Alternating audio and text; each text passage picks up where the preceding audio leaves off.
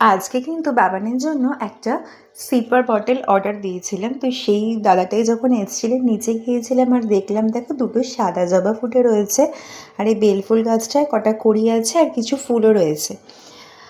আর হচ্ছে তো নিয়ে নিলাম পার্সেলটা। এরপরে কিন্তু খুলে দেখলাম যে না, সব ঠিকঠাকই ছিল, কিন্তু ও না মানে এতদিন যেহেতু বাটালে খেয়েছে তো সেই জন্য সিপারটা এখনও ঠিকভাবে ইউজ করতে পারছে না, আশা করি পেরে যাবে। আর ওদিকে ও ডাইপার আনতে হতো, তো ব্লিঙ্কিট থেকে কিন্তু অর্ডার দিয়ে নিয়েছিলাম।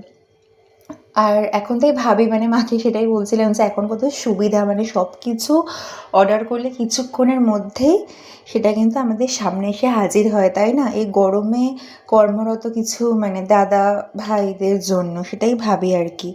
তো যাই হোক, আজকে ওই 8টা 8:30 নাগাদ বেরিয়েছিলাম। আমার কিছু চুড়িদারের পিস বানানোর ছিল এতদিন ধরে, আজ যাবো কাল যাবো করে হচ্ছিল না, তো পরশুদিন ওই বাড়ি যে মানে চলে যাব। তো বাবানকে নিয়ে চলে গিয়েছিলাম কাকিমার কাছে মাপ দিতে, কারণ এখন না তখন বললেন আর হবেই না। আর কাকিমার কাছে যেহেতু ভিড় থাকে, তো ভাগ্যবশত আজকে কিন্তু ফাঁকাই ছিল। কাজ করছে বাবা, কাজ। ওরে বাবা, ধরে নিয়ে চলে যাবে।